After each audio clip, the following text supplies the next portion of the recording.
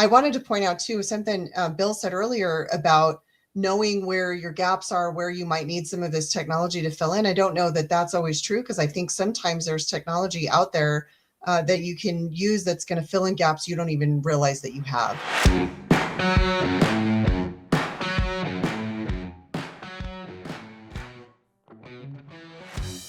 Hello, everyone, and welcome back to another episode of the Collision Vision, driven by Autobody News. As always, I'm your host, Cole Strandberg, and as part of our new format, specifically these awesome roundtables, we're unpacking the key themes from my recent conversation with Sebastian Torres of CARSTAR Torcam Group. Sebastian shared how rethinking intake allowed his team to deliver estimates before customers leave, increase efficiency, and lay the foundation for smart, sustainable growth. Today, I'm joined by our permanent panelists, Erin, Solis, and Sheryl Driggers, along with returning guest, Bill Brower of Solera. We're going deeper, not just on the technology itself, but on what it really takes to build the operational foundation for growth, scale it across multiple locations, and make sure tech adoption actually translates into better performance and profitability. Enjoy the show. Sheryl, Erin, and Bill, thank you all so much for joining us here on the Collision Vision.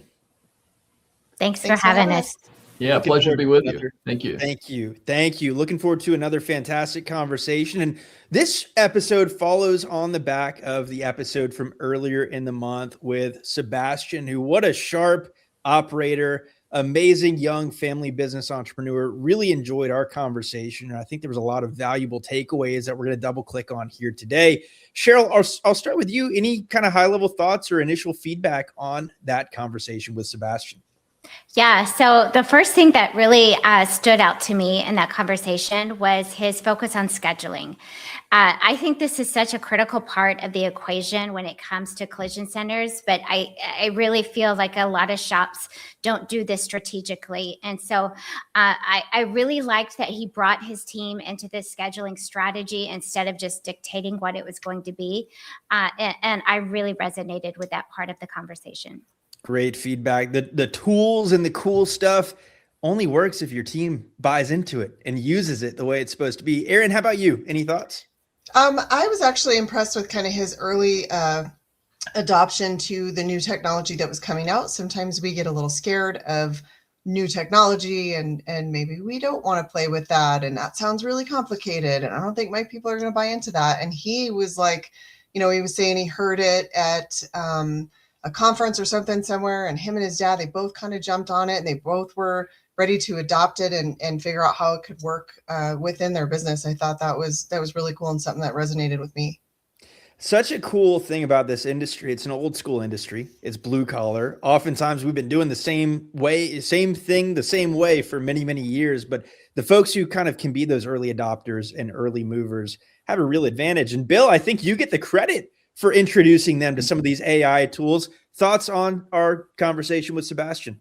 Yes, I first met Sebastian when I was giving a keynote address in Canada at a CARSTAR event. And my topic was touchless claims, which I like to talk about. And Sebastian came up to me afterwards and said, "Hey, I got this idea." And it kind of grew from there. So I kind of think of Sebastian as he's kind of a precision visionary. You think about it, precision visionary. He's very precise in wanting things done correctly, and he's visionary in thinking about things that are coming that maybe others haven't adopted yet. And I was impressed by Sebastian's focus on AI to streamline the claims intake. Because when he first approached me at the CARSTAR event, his first point to me, he said, "Bill," he said, I love this idea of AI powered estimating. He said, "I have my challenge is I have a lot of skilled estimators, but it's hard to keep a full number of those estimators because once they get trained really well, they may move to some other company, get a couple dollars more." He said, I'm always struggling there. And so he said, "How can AI help me?" And so we had a great conversation. But what he's been able to do is really deliver almost instant estimates. And we'll talk, I'm sure, more about the process, but he gets the estimate in front of the customer before they leave the shop, which is so important. And most people don't do that today. And then it helps the person, whoever's behind the counter, to get the customer to a decision before they walk out. They go ahead and schedule the repair. So I think when I think of Sebastian, it's really leveraging AI to streamline the intake, really accelerate the ability to close the deal while the customer's there in the shop, and then eliminating delays, because now he can go ahead and schedule this work in, and it helps to keep his people busy because he's not waiting and playing phone tag to see when someone can bring the car in. So definitely my precision visionary, if I think of him that way. Man, he's going to love the sound of that. That needs to go straight in Sebastian's LinkedIn bio, precision visionary. It doesn't get a whole lot better than that in terms of compliments, especially from somebody like you. From my perspective, the conversation covered so much, and oftentimes the intake and estimating process, I think it's overlooked. You look at what's being talked about around the industry. It's a lot of DRPs. It's a lot of OE certifications and fixing cars on the back end the appropriate way. And all of that, obviously, especially that fixing cars on the back end appropriately, are super important.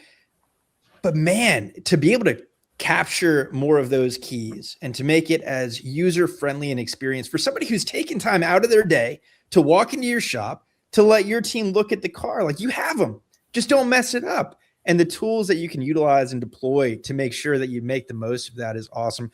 Another really cool part of this story, I think, is something that resonates with a lot of our listeners, is they were kind of slow to grow, right? They really were thoughtful about processes, procedures, getting it right in one store before making the leap into 2 and 3 and 4. And once they made that leap, they were really thoughtful about doing it the right way.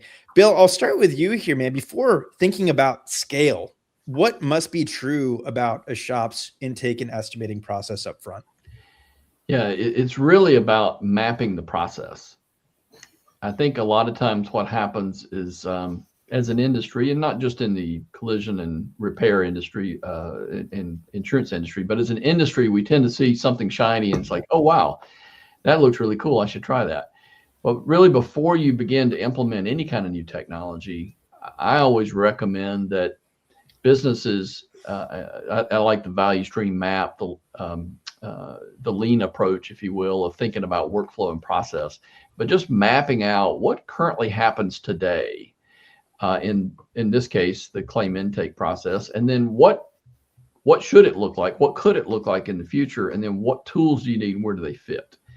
And I think that's really key. And when you think about this process, I mean, in fact, I had a personal claim just recently, hadn't had it in a long time, but what I found, and this is with a shop that's not using this kind of approach, is, I go in and I take my car and they take a look at it and they say, hey, I'll get an estimate back to you in a couple of days.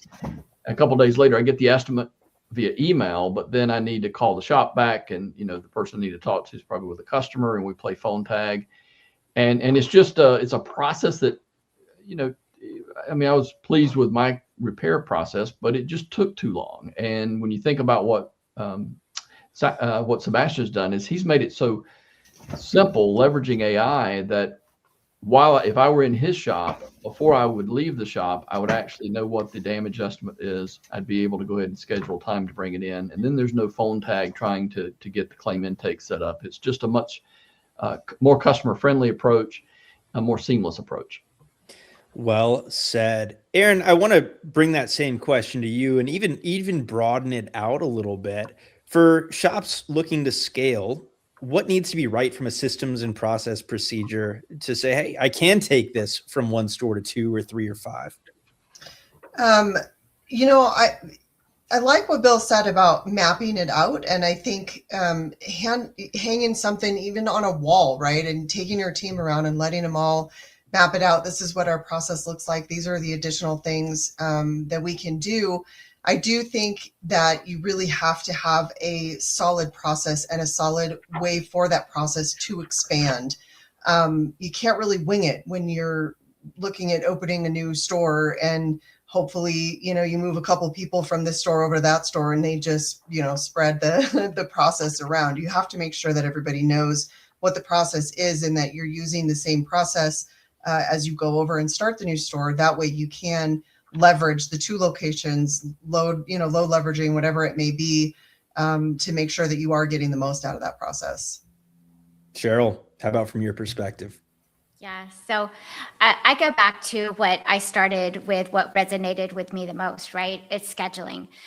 Before we go to scale, we really need to have a solid scheduling process where we're really taking into consideration our technicians' capacity, their skill level, and not just open slots, but also making sure that we have a solid repair planning process where we're doing disassembly, a full disassembly, where we're researching OEM repair procedures, where we have solid documentation, we're identifying those post-collision safety requirements.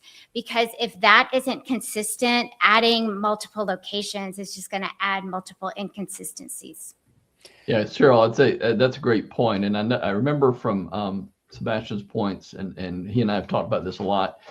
When I think of AI estimating, I think most people think of AI estimating, they think of the drivable, simple repairs that aren't as complicated. Sebastian's gotten a lot of mileage out of his non-drives. And to your point, he told me that it would typically take 90 minutes before he employed this AI, using our AI solution at Solera. He said it would normally take like 90 minutes to get to a point of having a pretty solid repair plan or estimate.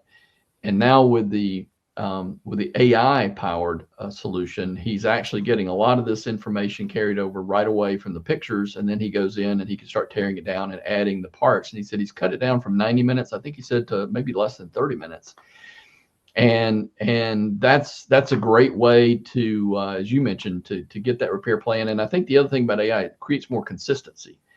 AI is still evolving, and there's still things that we're doing to continue to improve it, but it is consistent. And it's going to allow you to be more consistent in terms of how you write the estimate, what's included, that kind of thing. It's all automated so that it's more consistent with the final output. It's a great point. And yeah, the technology innovation we've seen in the past 24 months, maybe even 12 months it's historic, right? The integration of AI has changed the equation from a technology perspective in this industry and obviously far beyond.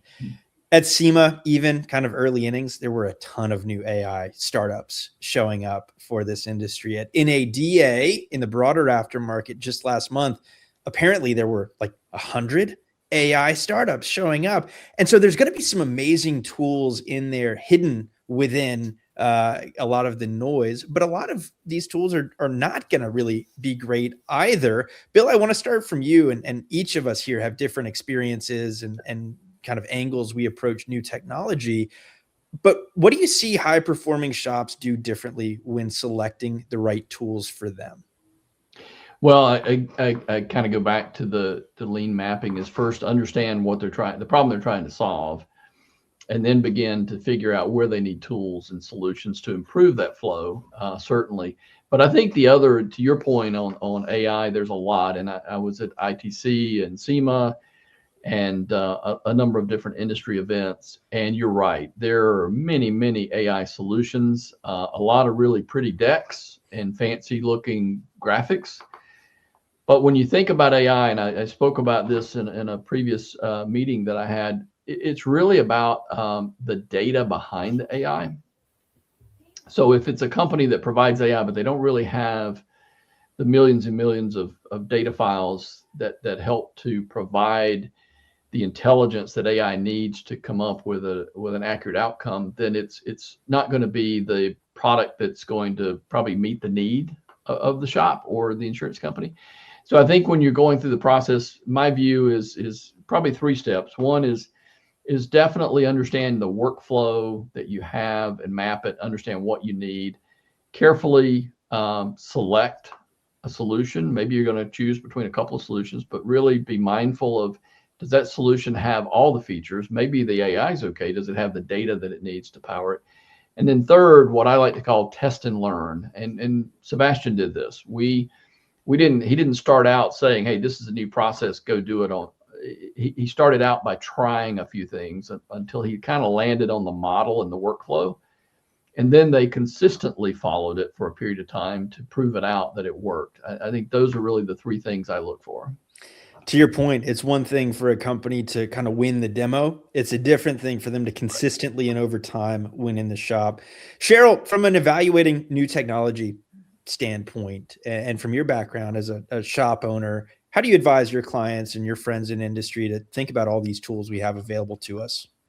Yeah, so I've lived this. At one point with our collision centers, we had 3 collision centers, and we decided to switch management systems because of the technology that it offered, and we thought that would be most impactful in our business. But 3 months later, we switched back to the other management system that we had been with for so long, because it didn't fit our team, it didn't fit our processes. So I always recommend, number one, does it support your overall goal? Does it support your processes in real life? You know, is it working with your workflow, with your people, and with your way of doing business? And one of the things that I really thought was key that Sebastian mentioned was piloting the program, right? Where we're piloting with really strong team members who can help shape the form of how this is going to be incorporated in our operation, and really make it work for our systems, our processes, our team. You know what? You highlighted something that I want to double click on a little bit. I think one of the coolest things about a forum like the Collision Vision is we can learn a ton from other people in industry's wins.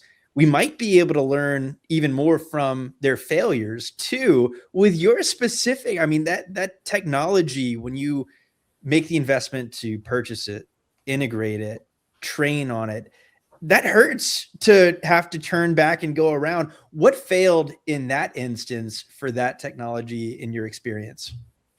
So, well, first of all, we included our team in the decision, right? Before we made a decision to switch systems, we included the team.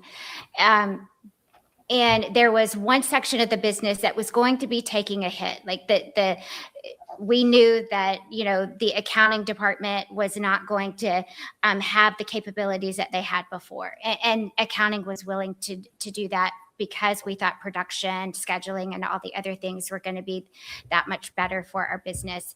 But then 3 months in, and I'll say this, like, everyone, when you switch or you have any kind of new technology, I don't care who you are or your experience, you want to pull your hair out. And so there's going to be a time and a period of, I hate this and I want to throw it out, right? But when you get to the point, we were to the point where we were 3 months in, and we had the people who thought they were going to love it, hated it, and their day was consumed with being stressed out instead of it helping and supporting. I mean, as leaders, we just made the decision, you know, okay, we're going to go back to what we know works for us. Love it. A powerful lesson across the board in there, including of know when a sunk cost is a sunk cost. Got to be right for your business. Erin, how about from your perspective on kind of choosing the right tools for your team? You know, I wanted to throw in there, talking to your peers, having, you know, talk to somebody else that has already started using the software or has looked at it, you know, on top of Sheryl's point, Bill's point too, actually testing it out and, you know, having a pilot of the program or something like that. I wanted to point out too, something Bill said earlier about knowing where your gaps are, where you might need some of this technology to fill in. I don't know that that's always true, because I think sometimes there's technology out there that you can use that's going to fill in gaps you don't even realize that you have. So using that kind of peer network in, oh, well, what did that do for you? These are all the things that, you know, solve problems I didn't even know I had.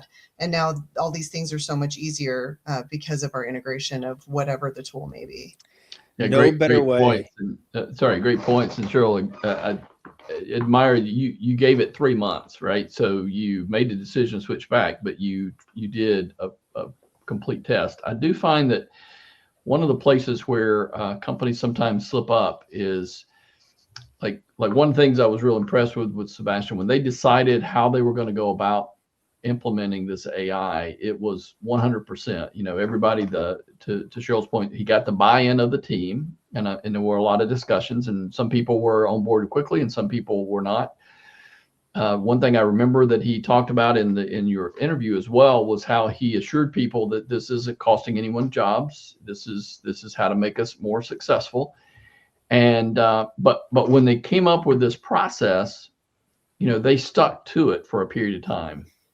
They might have decided at some point in time to tweak something, but they stuck with it. And what I find that sometimes any business will do is they'll kind of come in and say, well, Cole, here's a new thing. Why don't you try it a little bit and see what you think? Well, you might try it on a claim or two, and then to Cheryl's point, you get kind of frustrated because it didn't work as well as you thought the first time. And so the next time you go back to your old habits, and then you never go back to it. And so where I see things like this failing is when when they fail to truly follow a process for a period of time. I say it takes 3 weeks usually to change a behavior, and sometimes longer. But if you give it your best shot for 3 weeks, you're going to know pretty soon, is this working? Do I need to make some changes or not? But if you allow people to have flexibility, and Bill doesn't do it and Cole does do it and things like that, I think it just creates a lot of friction, and it prevents you from getting to the real answers. Implementation is going to be a big piece of our conversation a little bit later on, because the technology can be amazing, but if you roll it out in the wrong way or kind of selectively enforce its utilization, you're going to have problems really even before you get started and rolling. Now, you mentioned, Bill, in our conversation with Sebastian, we talked about that. I think there's a lot of question marks in white collar America of AI going to be replacing jobs. How I'm viewing this, especially in this industry and the broader blue collar universe, is it's not replacing us. It's giving us super strength. It's that serum for Captain America to just super duty what an individual can do from an estimator perspective, technician perspective, what have you. It should really help make each and every one of us a lot more productive than we would be on our own. Now, I mentioned I'll get to the integration piece, and I do want to spend appropriate time there. First off, Bill, I want to swing to you, though, especially as it relates to the tools that Sebastian and I spoke on. He mentioned getting estimates to customers before they leave. How do shops make sure to protect accuracy while also moving as quickly as they really can or want to? Well, good question. And I think the nice thing about the process that Sebastian's put in place for customers that come into his shop, the admin person, the greeter, if you will, goes out, greets the customer, gets the pictures. It doesn't have to be an estimator. This is someone who's probably has been taught a bit about how to get quality pictures, but really is not a true estimator.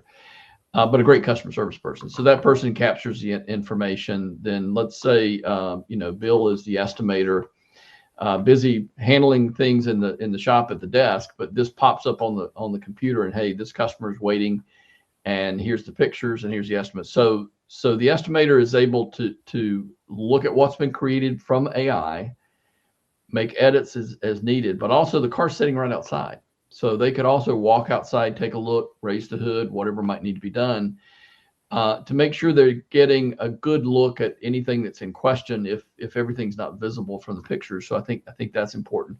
But it is, the nice thing about the AI estimating, if you think about it, is, because it's really, if you think about it, it's really like human guided AI estimating, because in this case, the estimator is still writing the estimate, but they're guiding the AI, using it as a tool. So AI is like creating, 20 lines of the estimate in seconds or within a couple of minutes.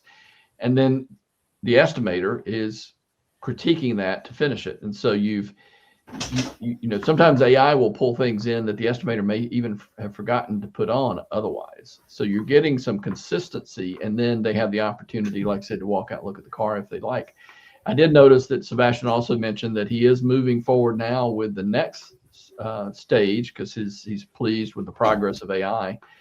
So the other way that he can use it, and our tool supports it, is he can just push a link to the customer. Let's say the customer is at their office, they're tied up in meetings, but they could take a link on their phone, walk out, take pictures of the car, push it back to Sebastian. It'll come back to him as pictures and an estimate.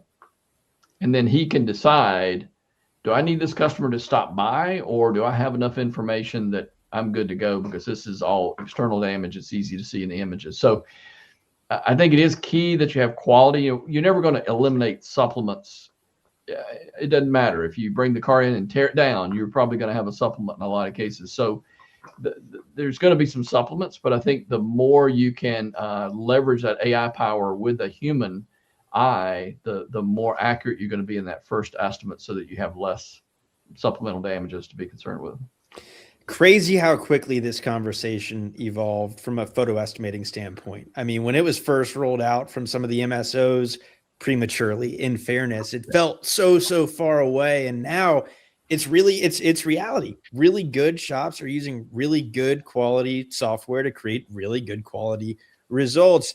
Erin, curious, in your involvement with 20 groups and other peer groups, how often does the topic of some of this new technology come up? Almost every conversation. There's a lot of it out there, like you said, all the stuff that was at SEMA and at NADA a couple of weeks ago. There's a lot of it out there. I think there's a lot of opportunity for a lot of software that can help, but I think Sebastian said it in your conversation with him too. You don't want to remove the human element for some of this stuff. Customers want to talk to, an estimator or a CSR. They want to talk to somebody at the shop. They want to build that relationship. They want to feel comfortable where they are and where their car is going to get fixed. And you can't really remove that or replace it with AI. But I think, to Bill's point earlier, what he was doing in one car in an hour and a half before, he can now do with 4 cars in that same hour and a half. And I think that that's the important thing to pay attention to. You were talking about making sure that customers get the copy of their estimate, and with the massive inflow that we're seeing now of customer pay repairs and people that are not necessarily going through carriers, I think that's even more important to have that human connection and that human element. And people need to leave with an understanding of how much the repairs are going to cost, what the possibility is of a supplement or something like that as well.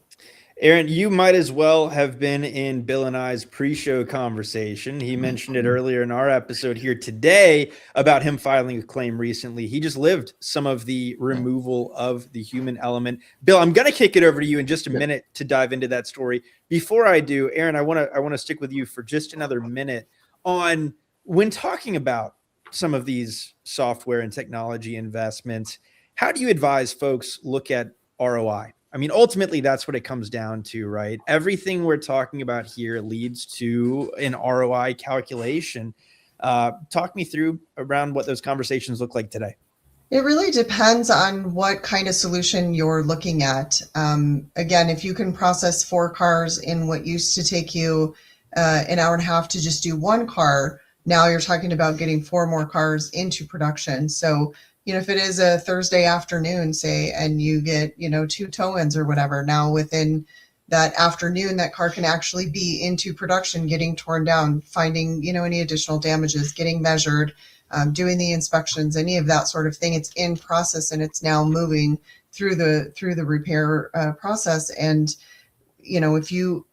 if you have to put an ROI to that, right? Like if this really truly helps you get more cars through the shop, if you've got 4 technicians that are all sitting around just waiting for an estimator to get done with it so that it can hit pre-wash or tear down or whatever, those 4 people are standing there doing nothing, whereas now they are already starting on these cars that before were caught up in the front office process or whatever that may look like. So I think it depends on the software that you're looking at. You need to look at what the tool is, right? The AI tool is, and what area of your area of your business that can actually impact. And that's where you go to start to dive for your ROI. Does it get the cars through faster? Does it free up scheduling? Does it free up somebody from answering a phone? Does it free up, somebody from manually entering invoices into the system, whatever it may be? Does it free up people to now start to move those vehicles and cars through the process smoother? And does it get more through the shop? Because really sales is where, that's where the money comes from. Absolutely. Absolutely. Yeah. Where is that bottleneck is super important. Bill, talk a little bit about keeping the human element in the era of AI. Yes, I actually did a session on AM Best TV a few years ago. I was looking back at it about the need to have empathy with digital capabilities, and I think that was like 7 years ago that I had that conversation, and it's so true. Never more true than it is today. So yes, I've been driving over 40 years. I've had 3 accidents in my lifetime. Fortunately, I haven't been at fault, but two of those accidents happened in a 30-day period just this year. It's crazy. It's really crazy. But I was able to kind of experience from the consumer standpoint, the claims experience, right? Didn't really want to do it that way, but anyway, I learned. So two different situations. One that was pretty interesting is, and I don't know if you call it necessarily AI. I guess you would call it AI, but today a lot of the phone systems are geared to identify you. So when I call an insurance company that I work with, they recognize my phone number. They identify me very quickly. I do a little bit of validation, but it all happens with a couple of clicks, which is really cool. I like that. And then the phone system tries to identify why I might be calling, which is pretty cool as well. But what I found is in my particular situation, you have to be careful not to have a balance. You can't do everything digital. You've got to have that opportunity for a customer to opt out where they need to. So in my situation, I remember one example where I needed to reach an adjuster. It was kind of time sensitive. I needed some information very quickly. It was very simple. I thought it's like a 2-minute conversation, but I need to reach someone. And the tool routed me to a voicemail. And the voicemail says, hey, it'll be 24 hours. I'll get back with you in 24 hours. Well, I needed the information like that afternoon.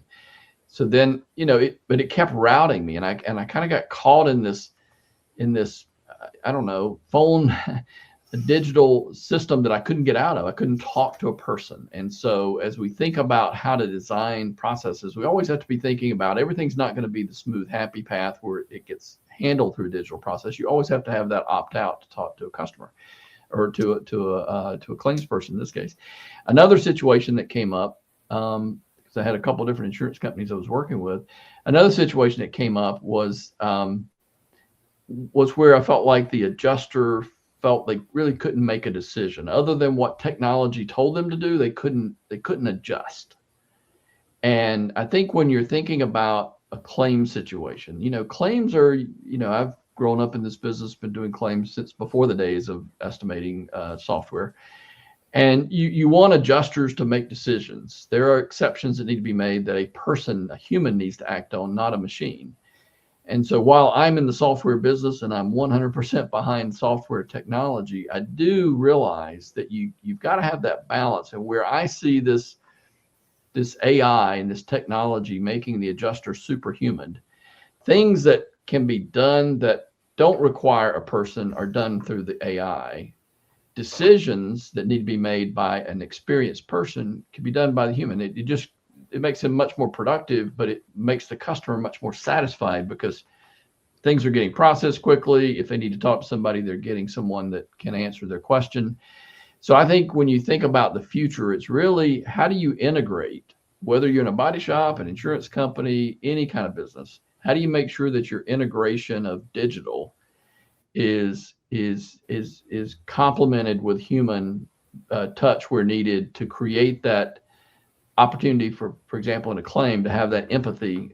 Sometimes people may report the claim, maybe they need to talk to somebody right after that. You can have a way for that customer to reach a live person and have that conversation, which just makes the whole experience much more productive and much more satisfying. Such a balancing act that is going to be more and more important to each and every one of our businesses moving forward because of how that technology is evolving. I mentioned I'd want to come back and spend a fair bit of time on the implementation and the team buy-in when you're rolling out a new piece of technology or software. And Sheryl, I want to start with you. How do you bring your team along, A, without overwhelming them, and B, how do we as leaders communicate why these changes matter, not just do it? Yeah. So I think the biggest mistake when we roll things out is assuming buy-in, right? We just assume that because we see the vision, everybody else is going to. So we have to really articulate clearly the why it matters and not just how to use it, but why and how it's going to improve their day. As human beings, we are all first focused on how is this going to impact me? And so when there is that unknown, when they don't understand of how this is going to impact me, there's going to be hesitation. So for example, with customer experience team members, when we can communicate how this, number one, we want a relational intake with our customers, right? We want to build relationships. So we want to make sure that technology is helping us be more efficient, where we can have more time to be more effective with our customers. And so, communicating how you'll have more time for those relational conversations with customers. So it reduces, the number of angry phone calls that you're going to have to make throughout the experience. To repair planners, so articulating so they can see how technology is going to better structure their initial repair plan, right? So in my mind, technology, we're using this at number one, our how we're communicating to our customers as this is, we can start the process using this technology. And then internally being able to use it to start that solid initial repair plan. And then how that being able to communicate to our repair planners of how it's going to make their lives better. So you have a solid repair plan, which I think Bill and Sebastian said it cut the time. I don't remember exactly, but it used to take 90 minutes and now it takes just minutes to get that initial. And so just making sure that, number one, everybody understands the why and the how. And then also, I'll go back to what I've already talked about, is that pilot, right? Making sure that we're working out the friction, we're a couple of our strong team members are really shaping how we're going to implement it. And then making sure that there's accountability once we do implement, because I believe, Bill, you mentioned something about this earlier of the hardest thing is to sustain when things are uncomfortable or hard. And so once we've made that commitment, we really need that accountability of, hey, this is how we're going to do things. So many great points you just made in there, Sheryl. And I think ultimately we talk about buy-in. We talked about your story earlier of having your team be a part of the decision-making process. It really boils down to one word, which I appreciate you just didn't say one word and drop the mic. Your answer was better, but so much of it's to do with culture. Erin, anything to add to what Sheryl was throwing out there? 100%. So, I think culture has come up in every single conversation I've had with you and Sheryl. So it's really interesting when you watch the dynamics of, like, if you go into a shop and you watch the dynamics of all of the people in the shop, and I'm going to speak from my personal experience here. When I was still in operations, we were rolling out a whole new process. It was a more lean. We had a sort of a lean process. This was a advanced lean process. And I had a coach at the time that was like, just stand over here and watch all of your employees, watch them move around during the day. Watch how they interact with the rest of their teammates, find your influencers, and find your sniper in the weeds. And it doesn't matter, I think, from a culture standpoint, if you have that sniper in the weeds there to your face, they're going to be like, oh yeah, this is great. I'm going to play with this. It's going to be awesome. And as soon as you turn around, they're picking people off, right? And the people that you thought were on board before. So I love Sheryl's point to using the tool, and you get the people that are your influencers that are really carrying the healthiest part of your culture and your business. Those are the people that you want to let touch, feel, play with it, shape, how it's going to work within the business and how it's going to benefit everyone, and let them go out and tell people what they liked about it, what they hated about it, what made, life easier for them, what's going to make life easier for the other employees. Those are the people, and that's the culture that you really want. And, from my own personal experience, what I found out was my sniper in the weeds might have been one of my best techs or, most producing person, but he had to go because he was toxic for the culture. And that was what would kill any kind of process or new software or anything that we tried to implement. Man, I love all those analogies, that sniper in the weeds. Every organization seems to have one when you're trying to do something new and do something different and grow. And as painful as it might be, we got to figure out how to work around that or deal with that very, very directly. Bill, the culture thing came up in my conversation with Sebastian, and in all of his methodology, I think he kept his team's thoughts and feelings and overall productivity top of mind, which boils down to culture. Now, he piloted in one store. For folks listening to this today, maybe they have multiple stores, maybe they intend to. What's the right framework to decide when and how to pilot a new technology as you're rolling it out to an organization? Yes, and I talk with insurance executives all the time about this, sort of this test and learn concept. So in my prior experience, I spent a lot of time with two major insurers, Nationwide Insurance and Liberty Mutual Insurance, and both companies very innovative. We did a lot of innovation. I've seen both solutions. One where you try to innovate in a lab where it's people that are not really in production, but maybe you just set up this sort of fictitious group, or not fictitious, make up claims and just let them sort of tinker with it, kind of like a laboratory.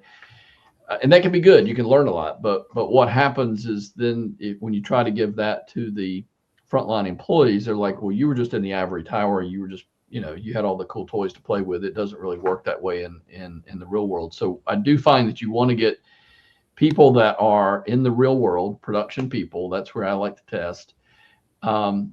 Yes, I like to pick people that are forward thinking, innovative, and, at least forward thinking, but it's good to have a mix, because I really like it when, to Erin's point, if there's a sniper in that group, maybe you're going to need to coach them a little bit differently. You're going to have to watch them a little bit more. You don't want them to disrupt what's happening. But if you get someone who's sort of normally been a naysayer come out of this and say, oh my goodness, I couldn't believe it, this really was great, then you will get buy-in from others. They'll learn about this. And one other thing I'd add to this is I find it interesting, you're right, culture and how do people adopt something new.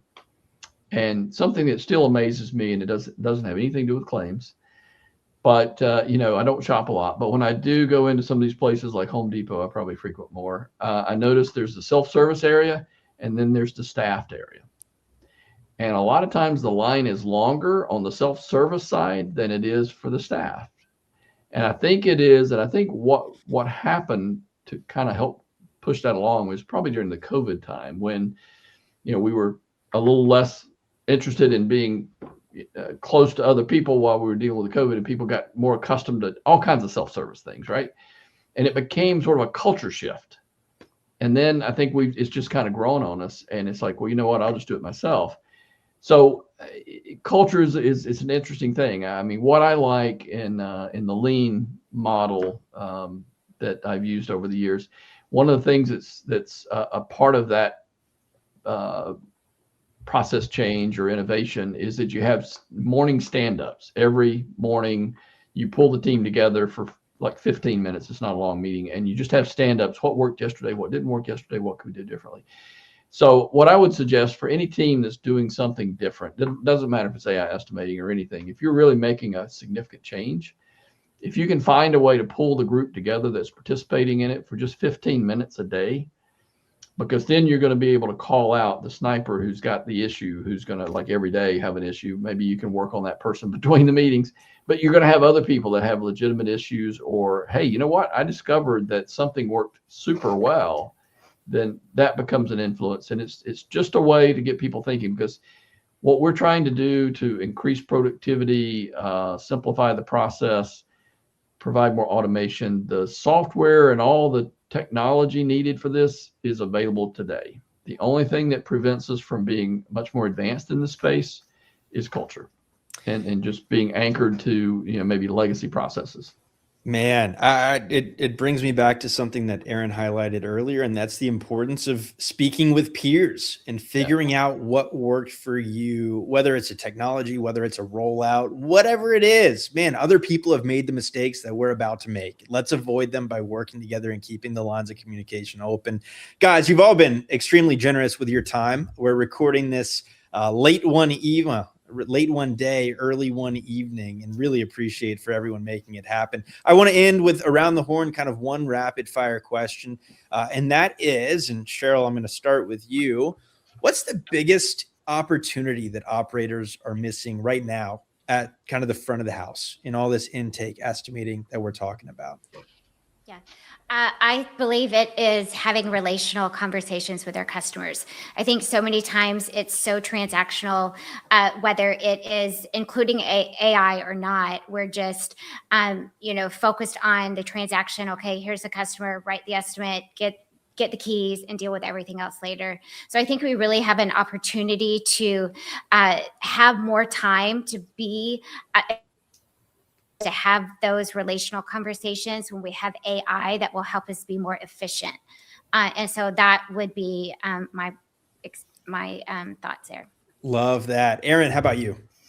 Well, quite along the same as Sheryl, since her and I think a lot alike in a lot of ways, that customer service point, I think, is lacking for a lot because they are so busy and there are so many things that they have to do now And a lot of these new AI solutions can help with some of that. So not to give the same answer to Sheryl, I think, I heard Sebastian say it, when you are looking at an MSO type of scenario, you're a family owned operator, you've got 6, 7 stores, you've got a little bit of a different process in each of the stores. And as soon as you're done putting out a fire at one, the fire pops up over here and then it pops up over here. So having that solid team, maybe it's your corporate team or whatever, having that process be straight across all of the stores and across the whole organization, and the culture flows across the whole thing, I think is hugely important as well. Love it. Bill, let's round it out with you. Same question. So I would say the biggest thing, particularly for MSOs, is having that test and learn approach. Because, if I've got multiple stores, it's not too disruptive to have one store try something new and give reports on it. And whether it's AI estimating, whether it's how you're engaging with the customer, whatever these things are, I just feel like that we do tend to, we're humans, we're creatures of habit. We tend to do things we've done the same way for 15, 20 years. I think if I ran an MSO group today, I would have 2 or 3 of my locations would be my test beds, trying new things, and then sharing that with the whole group, and just looking at how to make this process simpler. Because today, and as I told someone not too long ago, in my claims experience, even in the one that I had this most recent claims experience last month, the process for getting the claims set up, for identifying the shop, for connecting with the shop, for estimating, for getting the intake set up, for scheduling, it was no different. Even though we have all the technology, it was no different than it would have been in 1995 if I'd had a claim at that time, because process-wise, it really didn't change. And so it's really on us to think differently and be pushing the envelope on how we can take a process that's been around for 25 years and make it better. Love it, everyone. Really appreciate the conversation today and the thoughtful feedback, the thoughtful addressing of a wonderful conversation with Sebastian. Really enjoyed him. Think highly of him and think highly of all of you. As always, now on this panel style discussion, I'm not going to go around the horn and ask for your contact information or where people can reach you. That will be in the show notes for anybody listening who wants to get in touch with any of these amazing guests. Please feel free to reach out directly via the links and contact information in those show notes. Sheryl, Erin, Bill, thank you all so much for joining us for a wonderful conversation here on the Collision Vision. Thanks, Cole. Thank you. Thank you so much. Thank you. That is all for today's episode here on the Collision Vision. A big thank you to Erin, Sheryl, and Bill for a thoughtful and practical conversation. These roundtables are about exactly this, taking big ideas from our featured episodes and pressure testing them through different lenses, from operations, leadership, technology, and long-term growth. If today's discussion sparked something for you, bring it back to your team. Look at your intake process, look at your foundation, and ask yourself whether your systems are truly built for the next phase of growth.